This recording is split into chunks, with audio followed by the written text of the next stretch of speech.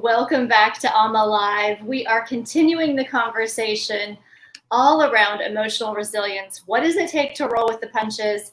And I am so excited to have Shaun Grant with me today. He's joining us from Florida. Shaun is a writer, and my favorite word so far, entreperformer, and creator of the podcast, Your Spirit, Your Business. Welcome, Shaun. I'm so excited to have you. Thank you. Thank you. I'm so happy to be here and grateful for this opportunity to just come and share with you. Absolutely. So I would love for you to share with our listeners, in your own words, who you are and what you're up to in the world. Honestly, I just feel, in a nutshell, without getting caught up in that super duper long resume I sent you, the main thing for me is to continually live a life of love and offer that in as many forms of value as I possibly can, and just to find endless ways to create impact. And so that sort of ties into what I'm doing right now as it relates to everything going on within the world. So for me, my mornings have been just basically filled with workouts and helping people to remain in shape from home, and just finding their highest vibration in order to help them to just live their best lives. Because ultimately that's what it comes down to, is just being able to wake up every day and just be your best, live your best, have your best, and do your best. I love that. And it really isn't conditional. It's not, we don't need the outside world to do or not do certain things in order to create that. Right? Exactly. Yeah. It just, happiness is an inside job, and happiness is key. You know, if we have happiness, everything else can kind of fall in line from there. Absolutely. So I would love to hear your personal definition of emotional resilience. What sort of characteristics are in there for you? Well, I think when you think about emotional resilience, the first thing you have to understand is emotions are our allies. They're here to help us. And I love this definition because it really shows you how the universe is set up for all of us to succeed, and not only succeed, but to be fulfilled. And I feel like emotions are set up to show us when we're in alignment with love, with divine love, and when we're out of alignment with divine love. So if I'm ever experiencing fear, it's not something that I need to be, shocked by. It's just like, okay, thank you, universe. Thank you, the divine. You're helping me to see that I'm out of alignment with love. So now it's time for me to get right back in with it. Yes, I love that. Either you're in the line or in the stream, or you're not, right? Exactly. And whenever you face what we would call quote unquote issues or problems, a lot of times it's just like, that's an opportunity for us to step back into alignment with love. And then we can see solutions. We can see everything for what it is. And that's one of the most challenging yet fulfilling things when it comes to emotional intelligence and emotional development, is being able to see it for what it is, not clouded by what we may feel at the moment. Very true. So obviously, these are things that we learn, not in the times when it feels like, oh, this is smooth sailing, like, oh my gosh, but in those low points, in those harder or maybe crossroad times. Is there a certain part of your life where you felt like you really learned this and understood for yourself everything that you just described? Yeah, there's been so many experiences, but the number one experience I would have to say is the time I was about 5 or 6 until the time I was about 22. And just to condense that a bit for you, to paint a picture, I had just flunked out of college because I was doing a major that I just, which everybody else told me to do, and I didn't really follow my heart. So, because in that phase, it was just a whole lot of me approving everyone. And so I never did anything for me. So that created a lot of inner turmoil emotionally within myself. And it just seemed like one experience right after the other, everything was falling apart. So I find myself in my hometown of New Orleans after the quarter had ended, because that was a quarter system at the university that I was in. And, I'm sitting in this bar and it's about 1:30 in the morning. I just had literally my sixth beer, 6 or 7 beer, which was way too much at the time. Still is way too much. But, I just kind of got in my car and I drove to the lakefront, which is it's pretty significant because the place that I experienced probably the most emotional resilience is the place that became a spiritual haven, a spiritual home for me for the next couple of years. So I basically hopped in my car, went to the lakefront, and I stood there and I was ready to commit suicide. I was ready to basically just end my life because it just seemed that nothing would work. It seemed that everything I tried it just wasn't a fit. Right. And so I began to mull over and really think deep about all the things that I didn't do because, at the time I'm 22 and, I just really step out the car, look at the embankment and think about my last move. And I turn on my car to get ready to just run it right into the lake and my phone rings. And without question, my phone rings and it's one of my friends who somehow or another just pulled out of me the will to live again. And I'll just never forget. He's like, think about how selfish this is. Think about all the people that'll suffer because you're not here. Yes, things get hard. Yes, things get rough, but you have to fight through it. You've got to battle back, right? And so around that time, right after he enlightened me of, what was actually taking place and like we talked about, seeing things for what they really are as opposed to what we think they are, that allowed me to know that I could face anything. And that shift, that emotional shift, it just, because not long after that, Hurricane Katrina happened, I lost everything.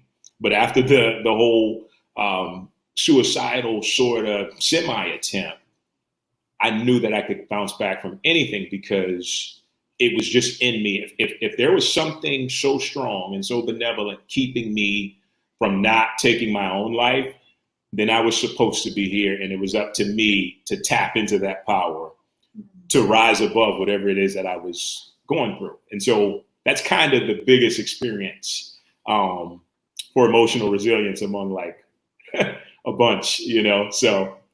Well, there's so many components in here I sort of want to dip into. First of all, you're from New Orleans. We just left New Orleans. So oh, nice. Yeah, we were living in New Orleans for the last 6 months. I have traveled everywhere in the world, and New Orleans is so special. Yeah, it really is. Yeah. So unique. So I don't know, all of a sudden I feel like I know you on a whole nother level when you say you're from New Orleans. Yeah, it's 30 years I spent almost, so 29 years I spent. And it's a beautiful place. And it really, I think, has created my internal makeup as far as how I see life, because at a time when I was growing up, New Orleans was very challenging, we'll say. Oh, yes, I can only imagine. Very challenging. And so, you really get the opportunity to learn a lot about yourself when you go through those circumstances. And so, yeah, I don't think we have time to go through all of that, but that was some of the other ones that I've experienced. But it's a beautiful place, and I've come to love it so much. And it's just, if you hadn't visited, hadn't lived there, it's definitely worth at least a visit. I agree. And you said something too that I could completely relate to, because I've felt times in my life where I felt like I'm bumping up against this wall, and it feels like the universe is against me. And, of course, looking back, I could see actually it was the times when I was working against myself. Right. Because you said it so clearly. You were following what other people thought was right for you. as opposed to what you felt in your own heart. And it is so interesting to just see that dynamic. When life feels the hardest, it's usually when we're ignoring our own intuition, our own heart. Yeah. So if someone is listening and they're feeling that, like, I can't catch a break, what's this about? Why is life so hard? How is a way that they could connect back to following what's within them versus what feels right for others or what looks good on paper? Mm-hmm. That's a very good question. And I think I can just give from my experience whenever I've been in those situations. And I just honestly believe you have to stop for a second. You've got to take a moment to really just reconnect to that aspect of yourself. Like if you're spiritual, it's God, it's the all that is, the great mother, the divine. But there's something in all of us that is like this, guidance provision system, this GPS that is really doing everything possible to direct us in the direction that is authentic for us. And, it gets back to those emotions. So emotions are just absolutely magnificent. And I'm so happy, like, you do a podcast on this because this is stuff people have to know. And it sometimes it's so simple, you almost have to be like, wait a minute, what, did I hear that correctly? And a lot of times what I've learned in my life is if it feels light, if it feels calm, if it feels like there's a sense of joy here, that's usually the direction that I need to go into. But I can't figure that out until I stop, until I take a minute or a week or however long it is to reconnect with my center. Okay, because if I'm connected to my emotional center, there's no way that I'm not going to be able to know when I'm out of alignment with my unique path and expression of love, of God, So it's important to stop. And I think the biggest thing is stop reaching, stop forcing, stop pulling, stop trying to make things happen. The beauty of it is that when we step into that center, we can move through life allowing things to come in, and it's so much easier. And then you find your creative energy is just amplified because you're not stressing, you're not trying to manipulate the energy that's there to serve you. And it's just love that wants to give you the best life in all 7.7 or 6 billion people that are in this world, So I think you just have to stop and recenter yourself and see what feels like love, what feels like, okay, this is direction. And of course, the opposite is if it feels twingy, and I say twingy because I remember at that time, like we just talked about, how I'd always get knots. And through introspection later on, I just remembered, okay, all I was doing at that time was betraying myself and continuing to step out of love. That's why it was so painful. Now, if something doesn't feel right, then I really got to question and go deep as to why. So hopefully that answered your question. Yes, I love that stillness, that pause, right? If we're not feeling good and we don't even know which direction we're running into, why run? Yeah. Yes. And oftentimes that is the thing that we're not really taught to do in our society, modern society. We often don't have role models that show us that. Right. But what a gift it is when you can just go, you know what? I don't know up from down right now. Yeah. So let's just put the brakes on and be with it. So important. So, when you think about the various points in your life where you, like one of the things you said, like where you fight through it, was there something within you, this knowing that you had greater things to do in the world, even if you didn't know exactly what that looked like? Did you feel that?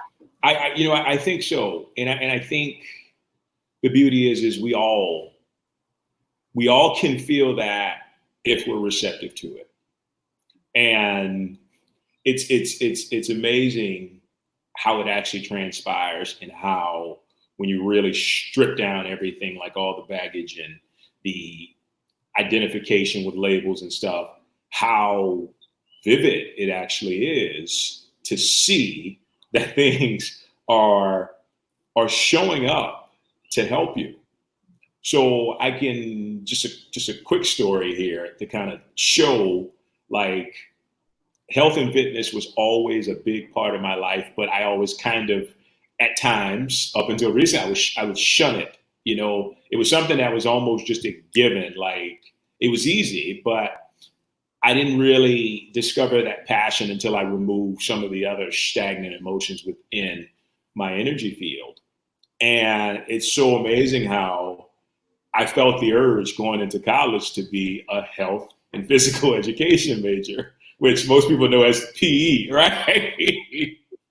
And so I would tell people this. You can imagine I'm like 17 and a half, running around, oh, I'm a major in PE. It's going to be great. And I'm going to get like a minor in drama. And I'm just going to be living it up in college.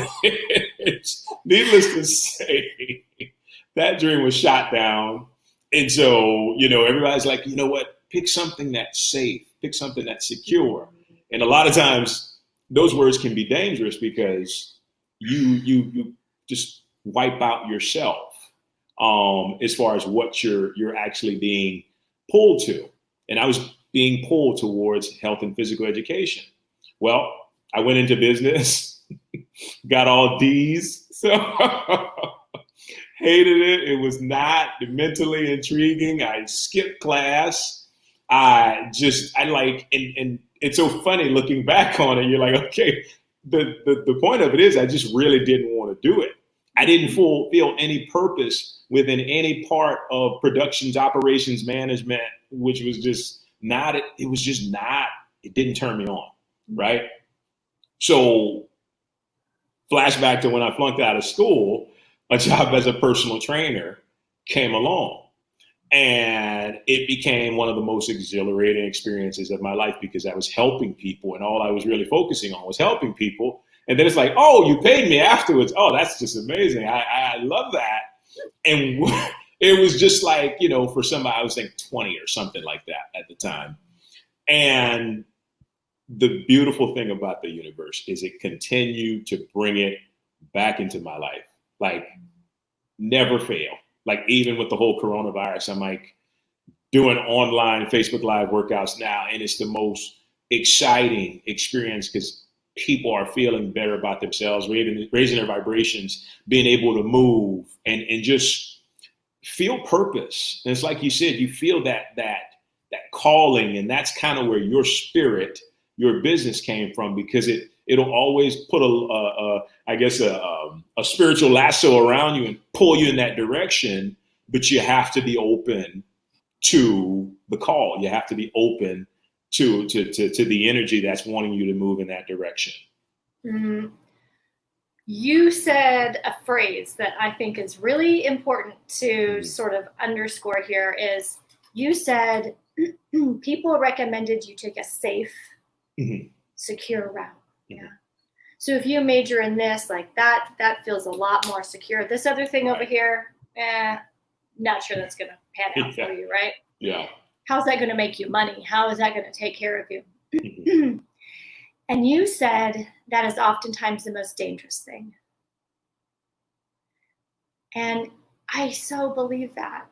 When we go against ourselves and we're just trying to find that safe, secure thing, it can be it can be the most dangerous thing, because it takes us, it derails us. I might have lost Shaun for a second. Are you there, Shaun?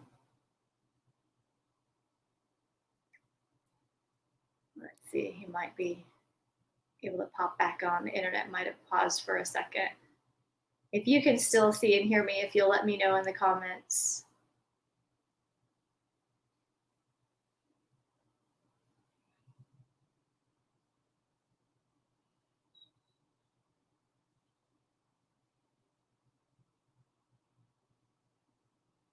See if we can get Shaun back on.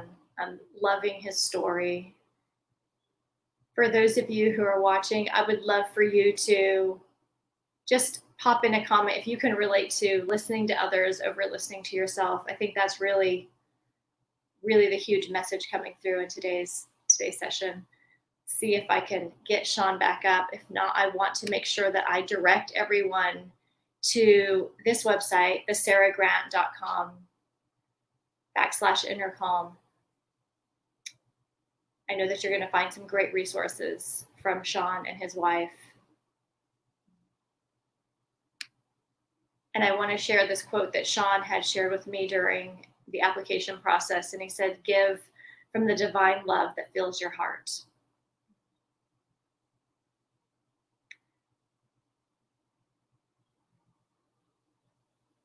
I'm not sure if we'll be able to get Shaun back, but I just so appreciate, Shaun, the stories that you shared. Thank you all for watching. I would love for you to share in the comments what resonated with you.